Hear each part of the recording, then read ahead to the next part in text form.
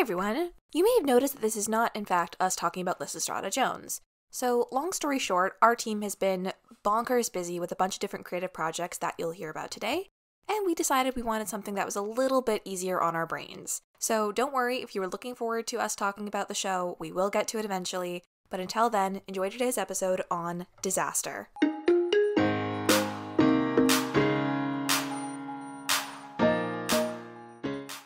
Ladies and gentlemen, welcome to the podcast that Leslie Nielsen doesn't want you to hear. Nope. It's Monkeys and Playbills with Paul DeGurst, Jillian Willems, and a very special guest, Miss Stephanie Sy. I guess that would have already played. No, we like to hear it a second time from our guests. Absolutely. That's the only unfortunate thing about actually being on the podcast. I don't get to hear the music. Nope, you don't. In real time. No. I'm sure there are going to be other awful things that happen, but that's right now the worst thing. For those of you just joining us right now, this is a show where we talk about Broadway musicals that have had 100 performances or fewer on Broadway, not counting previews. And what the heck happened? And today, we're here to talk about Seth Rudetsky's Disaster! On Broadway. Yes. If I had $1 for every musical that had an exclamation mark in its name, in its title, we would all be bazillionaires. Well, look, what else? On Your Feet. On Your Feet. Fela. Yeah, totally. Oh, yeah, Fela. Strike! I don't Strike! know. Strike! Amazingly wonderful, world-renowned musical Strike. Of course. Yep, absolutely. Winnipeg favorite Strike. So this show... We're all so quiet right now because we don't even know where to begin. So why don't we begin with the dates and then we'll just try to make some sense of this thing. So previews began at the Nederlander Theater on February 9th, 2016. It opened on March 8th, 2016 and closed on May 8th, 2016 after 32 previews and 72 performances. Not at all the worst we've covered by a long shot. But surprisingly not incredible for a show that has this much Broadway star power. Right. Yes. This has the most Broadway stars of any show we're ever going to cover. Mm-hmm. It's just absurd how many people who, if you live in New York, are like inside jokes are in this show, you know? Should we play the synopsis game, Steph and Paul? I'd love for you to play it together. Oh, I'm so glad that Steph is here to play this with me. We've been filming a bunch of pieces, a project for the Village Conservatory right now. And Steph's also been in rehearsals for a really incredible project at Prairie Theater Exchange. All of this to say, I watched this show in 3 chunks, in the morning before going to work each day. I think between Steph and I, we might be able to champ out a full plot synopsis and figure out what's going on. Okay. Whenever you're ready, good luck, go. People in New York. Roger Bart owns a casino. He's also a gross dude. Yes. It is having a grand opening trip situation. Yep. And there are a bunch of people coming on board, all different kinds of types of people. There's Seth Rudetsky's like a scientist. Yeah, correct. We have a little kid, but it's actually twins. And there's kind of a gag where the kid always runs off stage and then comes back, and then the kid's the other twin. Yeah, that only happens a couple times though. So you might have missed it if you saw this show. Yeah. Don't blink, because you might miss that bit. Who else? There's a disco diva. She's got a dog. And there's a nun. There's a nun. There's a nun who plays guitar. A couple who are madly in love with each other. And there's a couple who were madly in love with each other and are reuniting. Mm-hmm. And this is we're spending a lot of time on this because this is basically Act 1 is just these characters existing. Yes, absolutely. Totally. That is very, very true because nothing actually really happens until Act 2. It's in the 70s, so all this music is disco music. Yeah. The opening number is 10 minutes long and it's just hot stuff. Donna Summer's hot stuff as we meet all these characters. And then there's a disaster. There's a disaster! Whoa! Exclamation mark. And then plot twist, people die. And then some people live. The end. That's pretty much it. Yeah, it's a parody of like 70s disaster movies, right, from what I understand.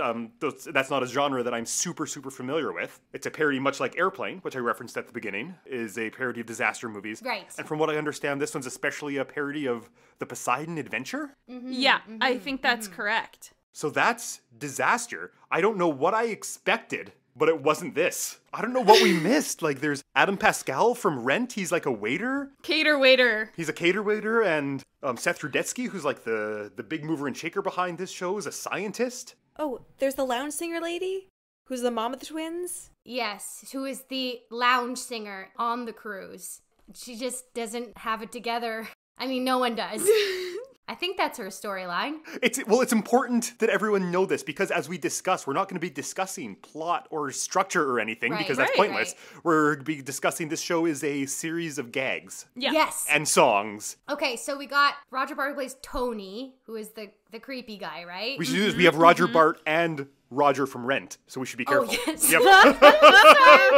Okay, and then we have Marianne, who is the journalist woman who comes on board to write an article on the unsafetyness of the cruise. Yes. And then we have Chad, the waiter. Cater waiter. Very important, because that's a 70s thing. And they do not stop mentioning it in the Wikipedia article. Right. That's about it, right? Jill, if we wanted to license this show, what would the plot synopsis be? Okay, so I took it from Wikipedia this time because all the other ones were really long. Yeah. Like, even in the reviews of this show, like, they're like, let's summarize the plot real quick, and then it would be like 4 paragraphs. Yeah. So I just pulled this from Wikipedia, and it says, the plot follows a group of New Yorkers that attend the opening of a floating casino and discotheque that quickly succumbs to multiple disasters. These calamities correlate with plots of various disaster films of the 70s, such as earthquakes or killer bee incidences. Additionally, this play keeps with a 70s theme by being a jukebox musical, using popular songs of the decade as musical numbers.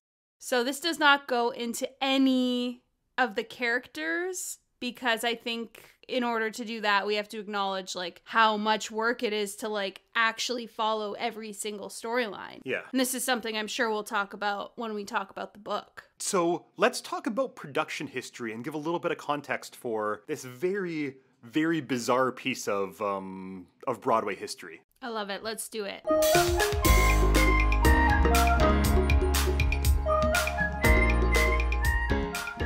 So I guess my first question is, we're pretty far removed from New York in some senses, but we're all people who have worked in musical theater and are fans of musical theater. Mm-hmm. How were you guys aware of Seth Rudetsky before this, if at all? From YouTube videos of Obsessed, I think. Steph, what about you? Yeah, the same. Who I think is very funny in those YouTube videos. And we'll talk about how we feel about him in the show, but... Yeah, oh yeah. Really quick, for those of you at home, if you're listening to this, chances are you probably already know who Seth Rudetsky is. But if you don't, he's a Broadway personality who came up as a musician on Broadway and then became a personality deconstructing famous Broadway songs or performances, and has since just kind of become an all-around musical guru. He has a radio show now, he has his YouTube show, and honestly, I think he's pretty rad.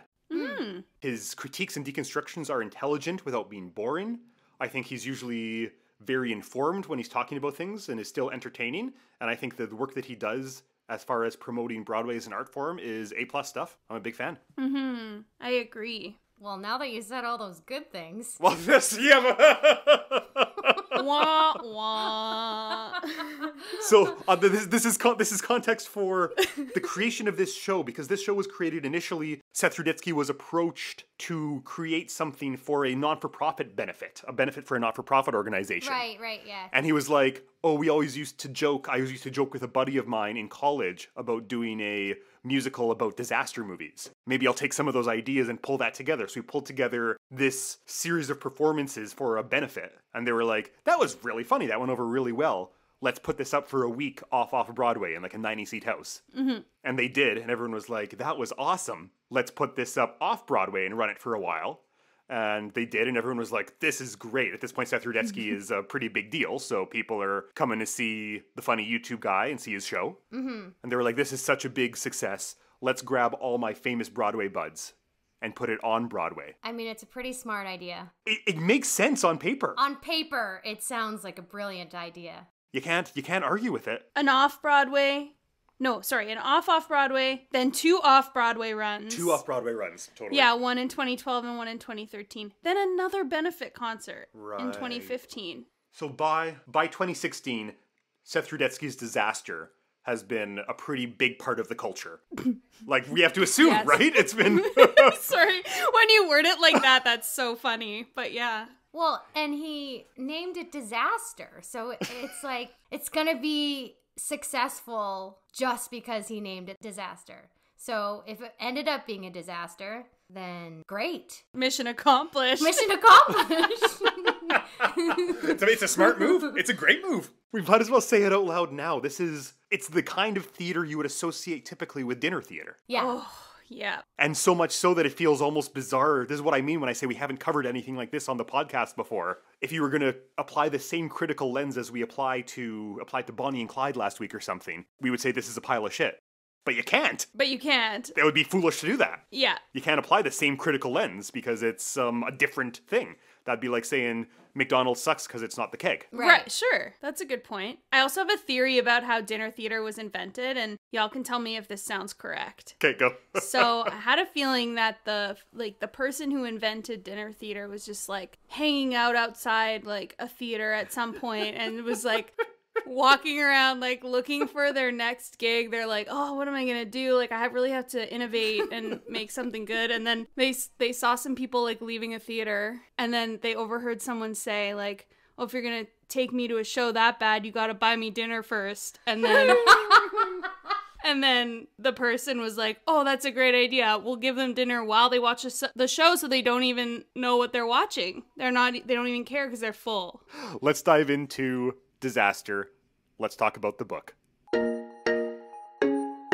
Okay, so there's a lot of credits here to get through. So here we go.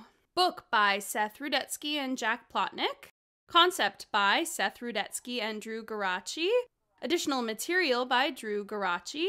Music, orchestrations, arrangements, and scoring by friend of the podcast, Joseph Joubert. Song arrangements by Seth Rudetsky. Vocal arrangements by Michael McElroy. Dance arrangements by David Dabin. And then there's like a bunch of composers of this music because it's a jukebox show. But we can definitely talk about a few of those songs specifically to give folks an idea of what the soundscape is.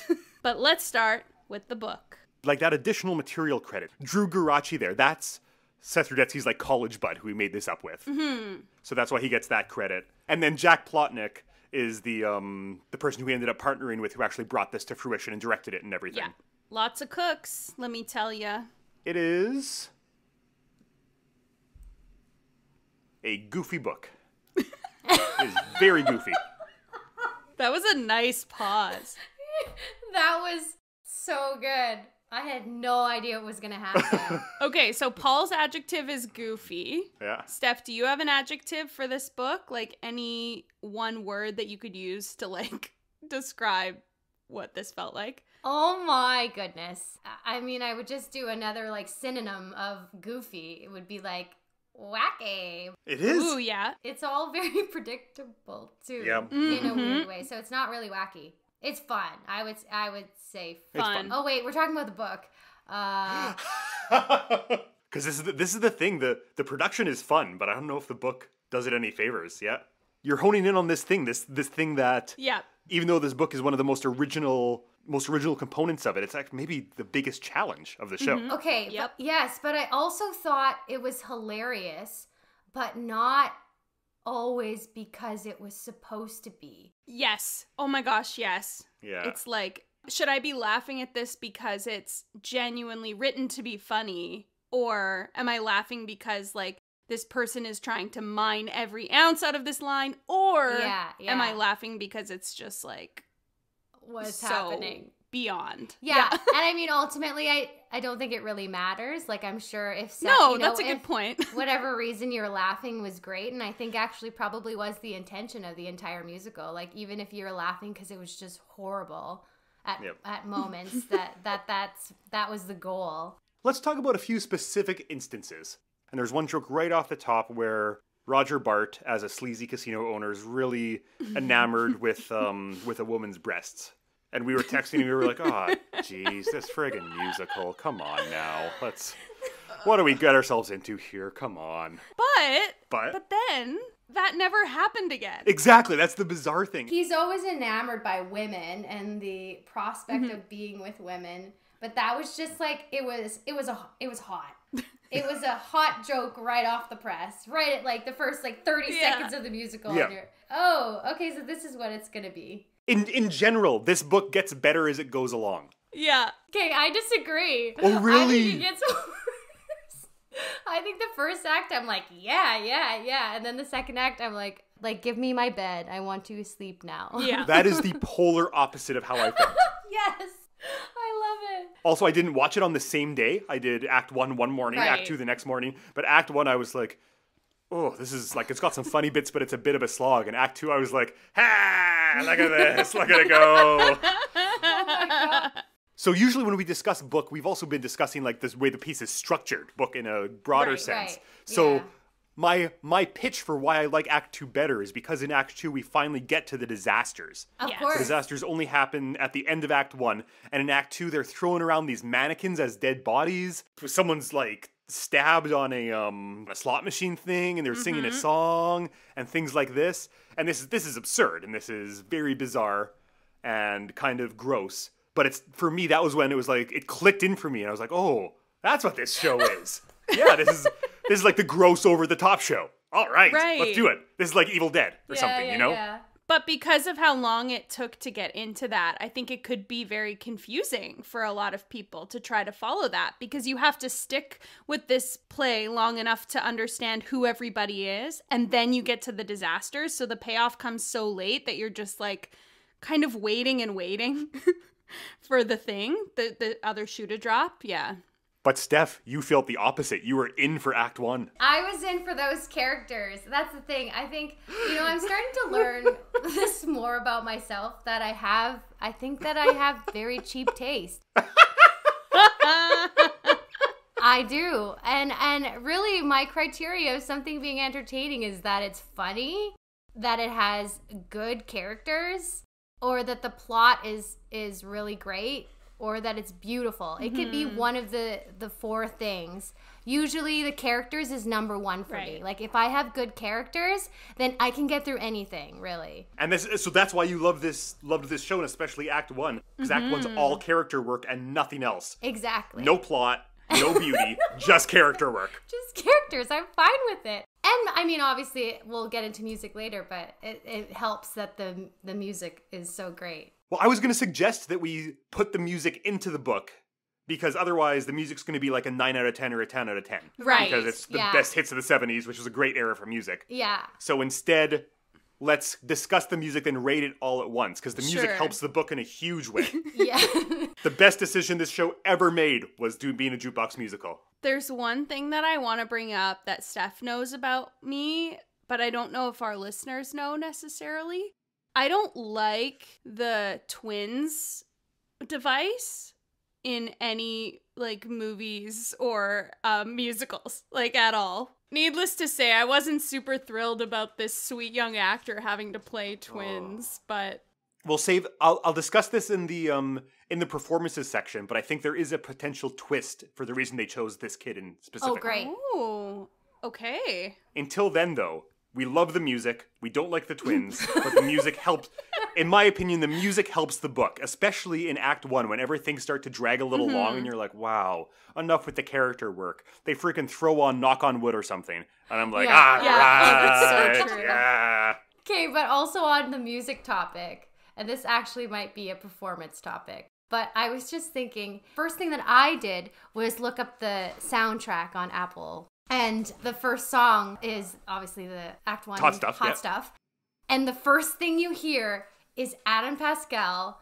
It's so Adam Pascal that I was like, I love this because I love Adam Pascal. But then I just had this thought that like anyone who didn't like him or hated him, right off the pop. I'm like, this is enough to set someone like south real fast. Yep. That's like, so true. Like, no, I'm not listening to this musical. 0% gonna listen to it.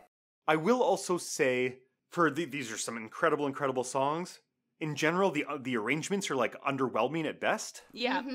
Like there's nothing special going on, especially when you compare other jukebox musicals. We'll talk, I'm sure, a little later on about something like We Will Rock You, which Steph Sy was in for like a year on the road, or Mamma Mia, or these are all shows with excellent music departments who created really cool things. Yeah. Out of these songs, out of these pop songs that were created for 3-minute radio performances. They created really fascinating musical theater style arrangements out of these songs. American Idiot is another one that jumps to mind that all three of us worked on. The arrangements on American Idiot, taking it from a pop album to musical theater, is incredible. It's so cool. Yeah. And, these arrangements, you could have popped them out in like an hour per song. You know what I mean? It really seemed that way. Like, I feel like we could count on one hand the amount of harmonies. Like, there wasn't a lot of group singing, you know? Right? It was a lot of just, like, one character sings one section, and then we move on. You have literally hired some of the best singers in New York. Yeah. Let's hear some harmonies. Yeah. And then there's also that thing that happens where they're like, they chose a song based on the first line of the song and nothing else. Yeah. Like, did you notice that happening a little bit? Where it would be like... Every time. Yeah, where you're like, oh, the setup is excellent. Like, we launch into the song and then the rest of the song's lyrics don't really match with what we were just doing. So that happened a few times. I think it happened the entire time. Okay, thank you. You love going to a musical. For me personally, I love going to a musical that I know the music to. Absolutely. Obviously, I love going to new musicals that I haven't experienced ever. But even for this podcast, I wanted to pick a musical that I knew, so at least I could comment on the things that, like, the songs that I knew and why I loved them or why I didn't like them. But what was great is we got this musical. All of this music I grew up with because of my parents. They listened to this religiously. That's another reason why I really loved it, is this nostalgia of being able to listen to these songs arranged in a musical theater style, which is, again, the most hilarious thing to me. It is so funny to me when any kind of song, any pop, rock, whatever, punk song is arranged in a musical theater show. It is so funny to me. Like, nothing is funnier than that. Adam Pascal singing, ending the song, how do I live? Yeah, totally. Like, that's how it ends. Like, only in musical theater would a song like that have an ending like that. All of this to say, my first question to you is Knock on Wood the greatest song ever written? I mean, it's a great song. That set up to that song. It came on at the end of Act 1 and I was like, here we go. I'm here. I'm in. Dancing around my living room. Oh my gosh. My other question is, out of 10 playbills, how many monkeys would you give The Book and the Music? Oh dear. I want to say that listening to this podcast, I'm going to comment that I feel you two are incredibly generous with your ratings. You're always so incredibly generous. And then I always said, when I get on that podcast, it's going to tear it down. But it's hard because I actually... This is very difficult because I loved the music. I absolutely love 70s disco. I just love it. I'm going to give it an 8. Wow. Wow. Because that's how much I love the music. It just kind of outweighs everything. Yeah. Right. And like, if there was one or two clever ways to get into the song, like, bonus. Fair enough. I'm going to agree with the 8. The book is a 6. And you get 2 extra points for the music because friggin' come on. Knock on Wood, Hot Stuff, etc., etc. Some of the best songs ever written in the 20th century. 6 for the book, add 2 monkeys for the music. Bringing us to an 8. Paul, I'm not sure if you have said this or not. Do you like the song Knock on Wood? Like, I'm having a hard time. Like, I can't tell if you love it or hate it. I actually want to second that question. I wasn't sure.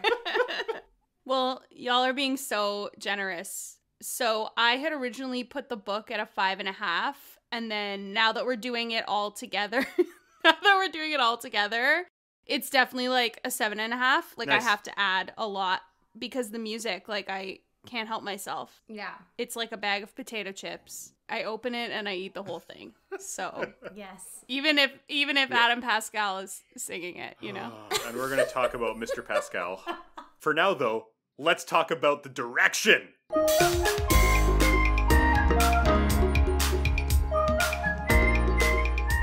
Who directed this? This musical was directed by Jack Plotnick, and it is Jack's only Broadway credit, but does lots of film and TV, acting and writing, is my understanding. Yep. The musical director was Steve Marzullo. The choreography was by Joanne M. Hunter, who was a performer and now a choreographer. And that's the team. This is a tough thing again. This is maybe the last category where it's going to be that thing of I have to judge this objectively based on what it is, not what my idea of like we can't judge this against Parade. Mm-hmm. Right. Because this direction is absurd, but I think it's good and I think it works. I like this direction. Mm-hmm. Steph, what's your hot take? My hot take was I just didn't really understand what the vibe was supposed to be. If it was supposed to be satirical, or are we really committing to these characters, over the top, these crazy characters, like, and when these jukebox musical songs come in, do we know that we're singing them? Right. Like, there was a lot of like, do funny things when it's funny, but when it's not, like, take it seriously. Right. I think that's astute. I think that's real astute. Yeah, it did seem like everyone was sort of in a different show. I do think that maybe falls to the direction in this case because it was a bit disjointed in that way. Because the scenes were quite short and happened kind of all over, it was difficult to follow at times, especially in Act 2. I think Act 1 was pretty good because it moved, along nicely. But then once everything started to happen and unravel, it was like, blah, where are we even right now? Yeah. And that's so funny because I didn't care. In Act 2, like, she's gotten attacked by sharks. You're like, I buy that. The twins, they're all on a raft. Okay. Like, I think the hope is that you're pretty drunk by Act 2. Mm-hmm. Everything is a bit, just everything. Yeah. It's like Act 1, you're introduced to characters, and then Act 2 is just bit after bit after bit after bit, to the point where they can't even finish more than 2 lines of a song because there's no room for it. There's too many bits to be Absolutely. You notice that? Hey, absolutely. There's almost no complete songs in Act 2. No. That's probably another reason why I didn't like it as much, because I was like, where are the songs at? I've been tricked into Act 2. I bought my drinks, got real drunk, I'm back sitting on my seat, and I have been duped. I demand my money back. I demand 50% of my ticket back. And most people, it's the other way around. Like by intermission, and there's only been like a half of a disaster. They're like, "Where are all the disasters? I want my money back." Well, yeah, because if they're coming to see it because it's based off these 70s movies, then they didn't get any of that. Right. Yeah, that's true. It almost seems like the direction is inconsequential to this. There was one thing that I really liked, but I don't know if it was design or direction, but the moment where they were tossing the twin, so Lisa is a mannequin at this point. Lisa's a mannequin, and then she like faints, and then whatever. It's when they're about to be rescued, they go to throw her through some sort of bottom part of the ship, and then there's like a trapdoor situation. It's like I thought it was like a manhole or something. Yeah. And I quite liked that little trick. I did too. I agree. I also, this might again be set, the puppets I really, really loved. Oh, yeah, absolutely. I thought they were so fantastic. You know, in the best way that, like, there's so many fringe shows out there that are so charming because they're putting that this show didn't cost a lot and really making it a known fact for the audience to relish in and to also find funny. I'm speculating, is that one of the reasons this show is actually fun to watch, even for not even for us. Is this one of the reasons we enjoy watching this show so much is because we see these tricks and we've all been in this show before or all used these tricks? Yes, like you see the twin bit and you're like, they're doing that bit. I remember when I did that bit. There's the bit where the like something's going on in the ship and they put a bunch of the lights go out on 4 people and then lights go up on, they've put 4 mannequins on windmills and it's like the people are spinning around, getting spun around in the ship. And you're like, what a fun, that's clever. That's a fun bit to do. It's appreciation as much as enjoyment. You know what I mean? And I also think that a lot of people probably band together to make those decisions, right? Could you imagine being in the room where people make those decisions where like, wouldn't it be funny if we did this? They're like, yeah, that's great. Let's do that. Like the one with the twins in the hands, even though I didn't buy this bit, I like don't doubt that a group of people had to make that decision. Yeah. Totally. Out of 10 Playbills, how many monkeys would you give the direction? I am going to give the direction 3 monkeys out of 10 Playbills. Wow! Wow! What a twist! That's so much lower than you rated the book. I just don't know that it was directed. That's my note on that. It feels like it was written by Seth, and then these players, these Broadway players came in, and then they did whatever the F they wanted to. Is how I see it. And then, you got the 3. I probably would have said 2, but you get the 3 because the puppets came in. The puppets are funny. And the director had to at least have been the person who approved of them. I'm gonna be a little more generous. I'm gonna say 4. Mostly because you guys have kind of convinced me. You've talked me through, and I totally agree how hard this show is to follow. Like we couldn't give a plot synopsis. I couldn't tell you at all what happens in this show unless I'm describing like bits. But that said, I really like the bits that I like. I'm a sucker for shtick, and there's so much shtick in this. Right. So I'm going to say 4. 4 is my call. Yeah. Okay, well, I feel conflicted because if I'm watching it not knowing all the work that this show probably took directionally, like trying to wrangle all those superstars, that in itself would have been a task to make everyone almost in the same show, but by the same token, that didn't happen. So I think it's like a 4. Averaging out at a 3.5. That's not crazy. Yeah, it's kind of like, what did the director do is maybe my biggest question. Yeah, because exactly. If Seth wrote it, but probably wanted to be in it, so he's like, who can I hire to kind of just take the lead on this? He was maybe the person that was connected with all these Broadway stars and was like, hey, come on board. Mm-hmm. I mean, as evidence in how the earlier productions of it came. The director's job was just to set a tone. Which he didn't do. So yeah. I think it's that and the fact that it was born out of these benefit performances and off Broadway performances. Right. Where you're like, I've seen this from the beginning, and man, it played great at this benefit where everyone was drunk and just desperately wanted some entertainment. So I'm not going to change it. I know it plays. Great. Yeah, totally. You're treating these weird circumstances like out of town tryouts, but it's not the same environment. Yeah. All right. Should we do the choreo? Well, let's talk. If we want to talk about something that works. No, it doesn't work. Well. Okay, no, Jill, go. This is what I get for speaking first. You guys are both excellent choreographers and dancers. Every time I watch a show, I'm pretty much like, oh, that was too much choreo. Like, almost every time. And this time I felt the exact opposite. Yes. Where I was like, I actually want more and almost constant choreography. But I do want to call attention to my most favorite moment, and now I demand every show I work on to have this, a Morse code tap dance. From Faith Prince. From living legend Faith Prince. And it was so poorly danced, but I did not care. Didn't care one bit. I loved it. I thought it was clever. I actually quite liked the music of that. So that song alone, 10 out of 10. But then we can talk about my actual rating after I hear from the two of you. Very good. That's my hot take. Steph, what's your hot take?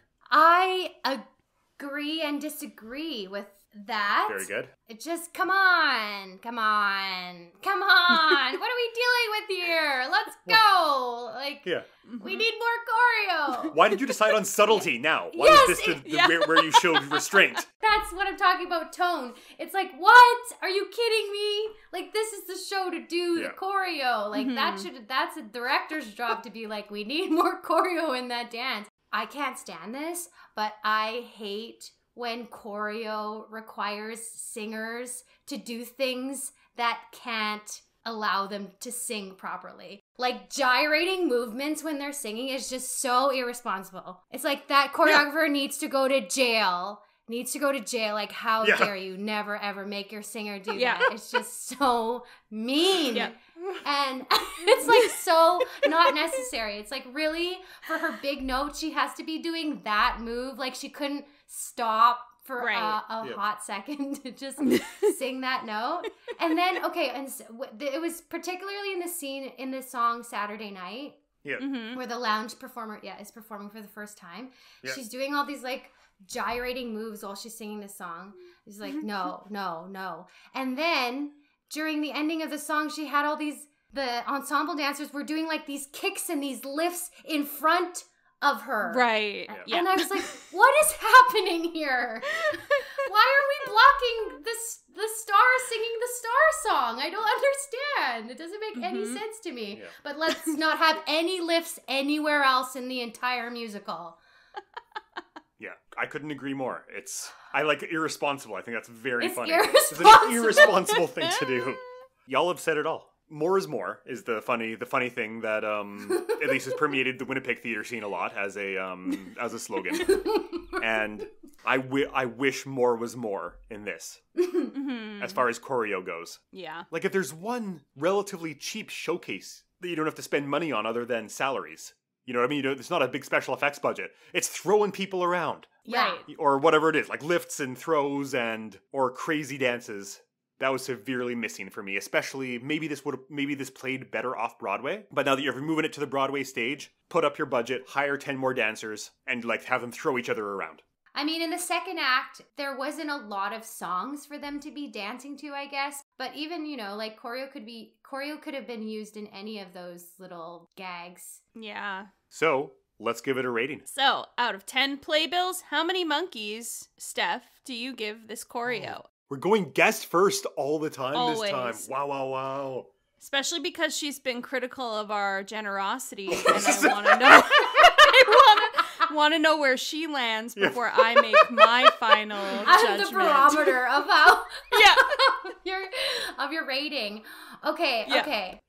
I'm gonna give the choreo a 4. Higher than the direction. Are you kidding me? Higher than the direction because I believe it's the director's fault that there wasn't more choreo in the show. I disagree wholeheartedly. I go opposite you. Direction was 4 for me. This is 3. I think the choreo is the weakest part of this whole piece. Okay. Yep. I can't believe I am rating this higher than both of you for someone who doesn't even like this show. I don't like this show. I wish I could get my time back, but here we are. And so I give this choreo a 5. Wow. Oh my gosh. We're just fighting for lowest scores now. We're like just trying to see who's going to do the lowest. Should we talk about what it all looked like? Absolutely. Let's talk about the design. Hi everyone, this is producer Daphne speaking, a little bit earlier in the episode than I normally talk to you guys. This week, we wanted to give a special shout out to our friends over at Stageworthy Podcast. Stageworthy is a weekly podcast about Canadian theatre and the people who make it, now in its 4th year. Each week, host Paul Rickaby talks to theatre makers, actors, directors, and more about their theatre origin stories and what makes their artistic souls tick. Listen and subscribe everywhere you get your podcasts, or check out the archive of over 275 episodes at stageworthypodcast.com.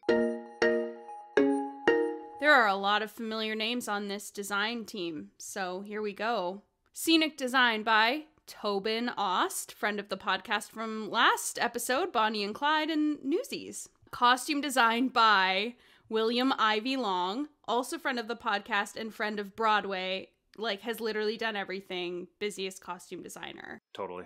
Lighting design by Jeff Kreuter, who did Something Rotten, Falsettos, Bandstand, and several others, so has been pretty busy lately. Sound design by Mark Menard, just a couple things under his belt. Hair and wig design by Paul Huntley, also friend of the podcast. And then makeup design by Anne Ford Coates, not friend of the podcast. Not because we don't like her, just she doesn't really do much. We don't know her. Future friend of the podcast. Yeah, there we go. They have clothes on. Yeah. But sometimes an they aquarium. don't. Yeah. Producer Daff is doing like the so motion with her hand. Wait, I didn't even remember what happened until Daphne did that. Yeah, especially in Act 2, right. all the women are like doing the whole like, oh, look at my tastefully ripped that's true. from the disaster. That's so true. And it's like, oh my god. Yeah, hadn't even, but yeah, now that you mention it, I remember. I totally forgot about that. So the design department for this, I feel the need to really talk about this separately, to talk about the lighting and sound design separately from the set and costume design. I liked a lot of the lighting design. Especially, we had some fun bits, like I mentioned, the strobe bit where it made look like everyone was bouncing around the ship. That also might fall into performance, Paul, but we can get to that later. For whatever reason, and this might be an arrangement thing, I don't know what it is with the jukebox musicals, but I can always just hear the harmony lines. Right. Why is it in the most familiar songs that you know that the harmony lines are always the loudest ones you can hear? Hot stuff. Hot. And then very faintly, you've got this melody on top of it. Yeah. It just always happens. I don't know what the sound design thing, but it just like, in every jukebox musical, any group number, harmony line, it's always the hottest. This is my new favorite thing that has happened on the pod. That's fair. That is so very funny. Fair. I don't have many comments about the lighting design. The sound design, that's a very valid point. That's something we can judge. Harmony lines were too hot. Too hot stuff. Too hot stuff. We're dancing around this. Can someone just friggin' say that we hate the costumes in the set? Okay, so here's the thing. Before Daphne had reminded me of the horrendous things that happen at the end of Act 2, or just all of Act 2, I thought that the costumes were super appropriate. Mm-hmm. Sure. They're great, they're super apropos of the 70s. Even the colors that they use, the purples and the lime greens, like, I just thought they were so great. Set, I think it was on purpose, so I can't really, it was appropriate for what they were doing. The lighting, I didn't even really notice. I guess it's great for how they were transitioning through the different bits that they were doing. But then, plot twist, everything starts ripping off. Yep. For whatever reason, I mean, I guess a lot of the bits don't make sense, that they're literally just there to get a laugh. That something gets ripped off and it's like, ha ha ha, the thing is ripped off.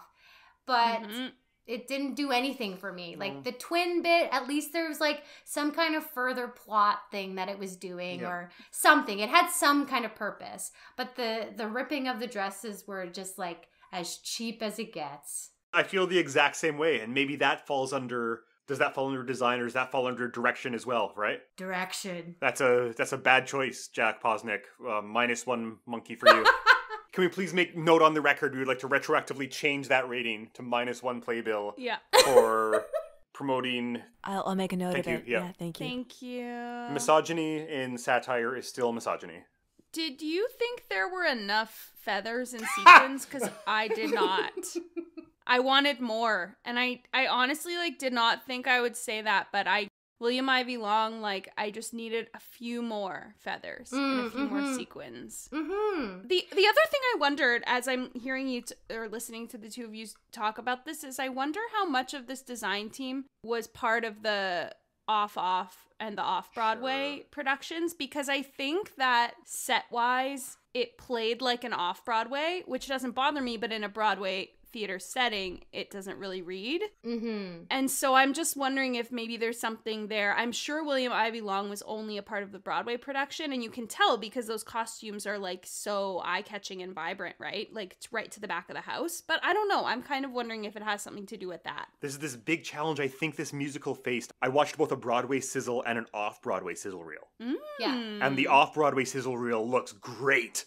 I watched that and I'm like, that's the show I want to go see. Right. You can see the audience in the front row. You can hear them reacting in real time. Yeah. Love that. Mm-hmm. We've kind of been touching on this a few times now. I think that this show is a fantastic off-Broadway show. They didn't consider how many changes would need to be made to have it play in, what's the Nederlander, like 1,200 seats or something like that? Yeah, something along those lines. It's a freaking cave, you know what I mean? It's so big. Yeah. They didn't consider how many changes would need to be made to have it play to a house that size. Yeah. Let's throw them all in one. Out of 10, where are we going? I'm going to rate this, the sets, costume, and lighting design, 5 monkeys out of 10 Playbills. What? Maybe debatably even 6. Wow. Or 7. I'm going high. Let's go high. I'm going to go, wow. I'm going to go 8. We max out at 10, right? You're taking the monkey that we took from Jack Plotnick and giving it to the set design? Yes, exactly. Because again, I think it's the director's fault that any of this is not good. Yeah. So I'm keeping my word on that. I'm giving 8 to these hardworking people who just wanted to do what the director wanted them to do.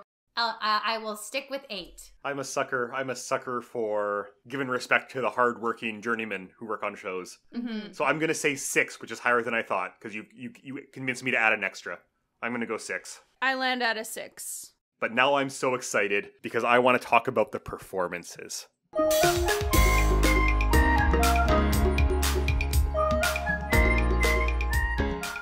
So obviously there's a lot of folks in this show. There have been a lot of folks involved with this since the beginning. Yeah. I will not name them all, but if you would like to see the full cast list, I would encourage you to visit ibdb.com and search Disaster, and then you will be able to see who is all involved. Let's go with notable, like the good ones first. Because there's several Broadway celebrities. Oh, so many. Only one. Adam Pascal is the only possible one who would be like a mainstream celebrity, and even then, only maybe. Do you think so? I might argue Roger Bart would be the most recognizable in terms of like when you look at him, but people might not know his name the way they know Adam Pascal's name. That's my gut. But there's no question Roger Bart is an enormous Broadway star. Mm-hmm. We got Carrie Butler. We got Adam Pascal. We got Faith Prince. And we have Brian Luttrell's son, Bailey Luttrell. No. That's my surprise for you. You're kidding me. The twins are Bailey Luttrell. Oh my God. My favorite Backstreet Boy. Yeah, there you go. That's a Backstreet son. That is a Backstreet baby boy. It's a Backstreet baby boy. Wow. This changes everything. This is what I mean. Doesn't that change everything? I think we should start from the beginning. Yeah, I know. Okay. I also think we should mention Rachel York, seasoned Broadway vet who played Jackie, and then also Kevin Chamberlain, who's done so much stuff. There are it's names on names on names. There's also less names, but Jennifer Simard yes. plays the nun, plays Sister Mary Downey, and just destroys it left and right. So excellent. I wish everyone was in the same show that she was in. Yeah, yes. Right? She gets it. Yeah. And is it Lucretta Nicole plays the disco diva? Yeah. She does a very nice job so too. Very excellent. nice. Really a great So voice. good. Okay, is it safe to say that we actually enjoyed these performances, the people, the actors in this show? I would say that the relative unknowns, like Jennifer Simard and Lucretta Nicole, embarrass Roger Bart and Adam Pascal. Yeah. Yes, Yeah. Like, they should be embarrassed to be sharing the stage with these relative unknowns who are performing circles around them. Jennifer Simard, honestly, now that role is like a dream role of mine because it was just so good. Everything she did was so specific and so funny, and her voice is outrageous. It was like... It's outrageous. Yeah. You can't be that funny and that specific and then also have that kind of voice. It blew my mind. She blew my mind. Yeah. Adam Pascal, on the other hand, looks like he needs to get some sleep. And drink some water. He looks so sleepy. Like, so dehydrated. Like, it's this weird thing where he was a rocker, and they scooped him up for Rent, and he felt really weird performing. And since then, he's been like, no, Broadway, this is it. This is where it's at for me. You know, he sings Can't Live, which is amazing. Again, I loved the rendition of that song. But then I watched it and was like, what's happening here? This is just ridiculous. It's like, why did he say yes to this? Because he clearly doesn't get it. Yeah. Right. He clearly doesn't understand this show. He was super out of place. Very, very out of place. Roger Bart is one of the other two performances in this that I really take issue with. Mm. Well, maybe I had a bad taste in my mouth from the gross joke at the beginning, but I just think he either doesn't go hard enough on like the greasiness or doesn't camp it up enough to be a joke. Right. You know what I mean? Yeah, totally. Like it's freaking Roger Bart. He's over the top. Let's see it. Again, coming back to blame the director. That character, Tony, was so normal. Like, just not normal, but just very, like, actually could have been this creepy person, creepy guy, like, you know, just in our everyday lives. It wasn't heightened in any way. Whereas everybody else had that, like, flavor of, like, they all had that, like, heightened personality. And it felt like Tony's character and Adam Pascal's Chad was very much like, are you, like, what world are you guys in? Yeah. Because it's not what everybody else is in. So, a few more honorable mentions before we talk about the Seth Rudetsky in the room. Carrie Butler. Sounds great, as always, Yes, surprising no one. Yeah. I really like her. Me too. Her sound is super pleasing, and there's an ease to it that's very pleasing to the ear. Mm-hmm. Faith Prince is very fun to watch. You know, it's obvious she's not incredibly comfortable on stage, but you're like, Faith Prince is in this. Yeah, that's fun. Totally. Well, that made me happy, at least. I really want to get to, in my opinion, the real weak link of this cast and the real disaster in this show, which is poor Mr. Seth Rudetsky. Well, let's get to it then. I'm glad we said I like Seth Rudetsky before, and I don't want to. I think what he's done for Broadway media, like a similar thing to what we're doing here, is great. Mm-hmm. You guys, he's real bad in this. I don't get it. I just don't get it. I don't get it. I don't know how he goes from this amazing personality as as himself. Charming and he's engaging. Yeah, he's so good and so funny. I just don't understand how that happens. That the transition onto a scripted role that's not him is this bad. How would you make? Because sure, this is Seth Rudetsky's disaster. Seth Rudetsky needs to be in it. But why? Why does he have to be in it, though? Well, there we go. Maybe he doesn't. I assumed he did because it's Seth Rudetsky's disaster. Yeah, like he created it, but I don't think he necessarily needed to be in it. So if you're a tourist and you've watched all the Obsessed videos and you go to see, you're going to want to see Seth Rudetsky. Or maybe not. You don't think so? No. I don't have any specific feelings about seeing a person like him because, like, he doesn't come to the front of my mind when I'm thinking about performers I'd be dying to see. Even though he's, like, a very involved person in that community, he's not a person that I have on my wish list to, like, see perform. If you want to see Seth Rudetsky, you're going to see a talk or something, or, or a cabaret, show. A cabaret, something yeah, like totally. that. Yeah, where he is, like Steph said, himself. I buy my tickets for the talkback night. You know what I mean? Yeah, sure. Yeah. That's what I want. Because, like, he's not an actor. So why would I go to a musical expecting him to be acting? Right. Yeah. So out of 10 playbills, how many monkeys are we giving these performances? So I'm going to give the cast, the performances, a 9 monkeys out of 10 playbills. Ooh. Because I will say that no matter what, it's always the toughest to be out there performing the stuff. So regardless of if I thought it was good or bad, that's the hardest job. They put themselves out there, man. Yeah. But also because I'm rating my loves for Rachel York and Jennifer Simard and like all of the stronger performances. I'm gonna go a little lower. I'm gonna give a 7. I'm at about an 8.5 for the performances because I think the good ones really elevate the medium ones because it's not necessarily that they're just bad. Yes, yeah, that's true. I agree. Yeah, absolutely. That's good. I'm good with that. And to include the ensemble members in that as well, because I was watching the ensemble members and there's dances that they do have to do are really great and they do a good job. They're working their asses off. Yeah. And they don't make fun of it. That's always my thing. I'm like, are you making fun of this or are you in it? And they were in it. They're in it to win it, yeah. Y'all, should this be a musical? Yes, but you gotta buy me dinner first. Or at the same time. I agree, yes. I think there's a place for this kind of thing. Mm-hmm. I think it's fun. I think that on a conceptual level, this concept is strong and it has legs. Yeah. Steph? Yes, but you have to buy me dinner. Yeah. Absolutely. So this is 2016. What's going on in 2016? Oh, not much. Just Hamilton and Waitress.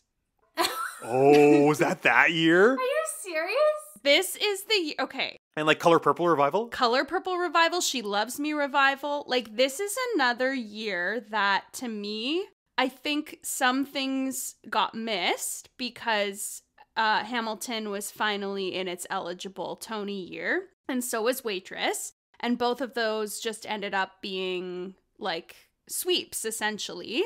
And then, of course, the revivals were amazing as well. That was the Spring Awakening revival. Oh, the Deaf West. The Deaf West production. Yeah. Color Purple. Fiddler was on at that same time as well. Anyway, it was just an amazing year. But also the year of American Psycho and Disaster. What a wild year. I would encourage everyone to look up this Tony year because once you wade through the Hamilton and Waitress stuff, there's actually a lot of like exciting theater that happened around the same time. So Disaster did get one nomination, a well-earned nom. Steph, do you know which one it was? Yeah. Which one was it? It was for Best Featured Actress, Jennifer Simard. Yeah. Oh, the good. Queen. The queen of all queens. Very well deserved. Which is pretty wild for her to even be nominated. Mm-hmm. It's no wonder they didn't get more. How something like this can play against this season. Oh, I know.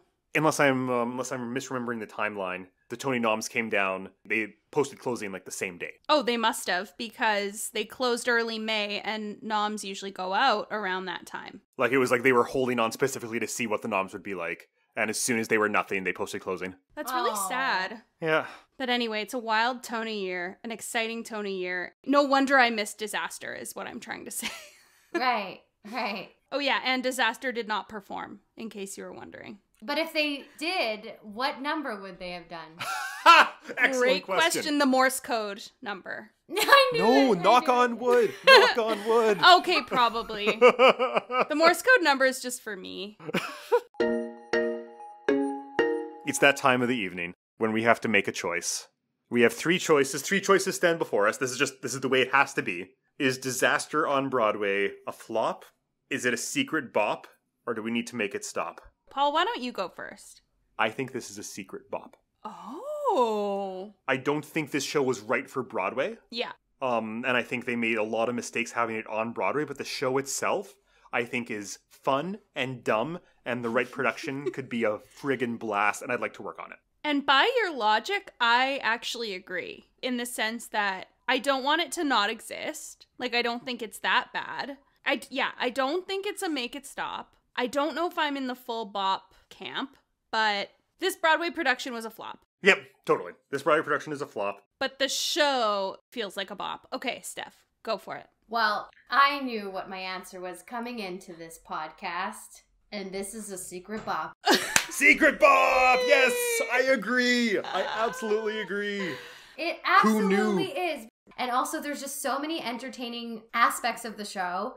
It's super funny. It's super campy. That's the word. Campy to just, yep. That Campy, is my yeah. one word. Campy. And we have, there's room for that in this industry. Absolutely. And I think that it would make an amazing high school production. I truly, truly do. You know, even Tony's character is not completely gross, and there's a way to kind of like class that up. They could, you know, they could do so many different things with it. And I also think it would be a great production for the Fringe. It should be a lawyer show or a dentist show. Yep. I completely agree. Just looking at these stats right now, with the attendance that they were getting on Broadway each week, they would have been selling out the biggest off-Broadway houses in New York, just for what it's worth. And they were playing to 50% capacity. Jeez. I think that tells us something, you know? Jill, can we talk you into Secret Bop? Off-Broadway bop. Off-Broadway Bop. Great. That you can talk me into. We did it. We did the thing. Stephanie Sy, Jillian Willems. This has been, I don't even know what to say, like old times and like new times, and just the best thing in the world. What a joy it was to spend some time with you, to have you kind of talk me into this type of show. I appreciate that. It's why I'm friends with folks who are opposite me, right? Who have cheap taste. Was that the subtext? Stephanie Sai, is there anything we can shout out for you? Currently, I am working on a show called Post-Democracy by Hannah Moscovich at Prairie Theater Exchange. And we are in rehearsals right now and are going to be filming the production at the beginning of March. And it's going to be available for people to view in April. Those specific dates are April 8th to the 25th. Woo! Yeah, you can find tickets online at Prairie Theater Exchange's website. That's so rad. I can't wait to see it. So exciting. That's so incredible. As well, Village Conservatory for Music Theatre, who produces this podcast, is also working on a project where 14 of our students have created 5-minute pieces. We're filming them, releasing them. That'll be at the end of March, so y'all should follow the Village Conservatory social media for more. Also, don't forget to rate, review, subscribe, shout us out, interact with us. We love to talk with our fans, with people who are listening. Let us know how you're doing. Oh, what a joy. What a joy.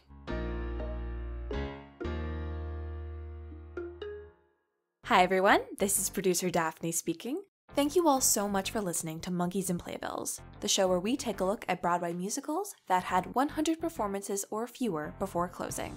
To learn more about the show, you can follow us on Instagram at Monkeys and Playbills Pod, on Twitter at Monkey Playbills, or email us at monkeysandplaybillspod@gmail.com. You can also support us on Patreon at patreon.com/monkeysandplaybills. Monkeys and Playbills is proud to be a Village Conservatory for Music Theatre podcast. Original music for the show is provided by Paul DeGers, and the show is produced and edited by Daphne Finlayson. So thank you all so much for listening and for all of the support that you've shown us so far. So we're going to be doing things a little bit differently next week. As you will have heard from our team during this podcast, we are bonkers busy, actually, which is a really nice feeling for a change as a couple of arts workers who have been out of work in some capacity or another since March 2020. We're excited to show you what we've got for some bonus content and to also help cross a few more shows off our list, especially the ones that are bonkers old and therefore predate YouTube and bootleg culture. So stick around, we'll show you what we got next week with Revive or Die.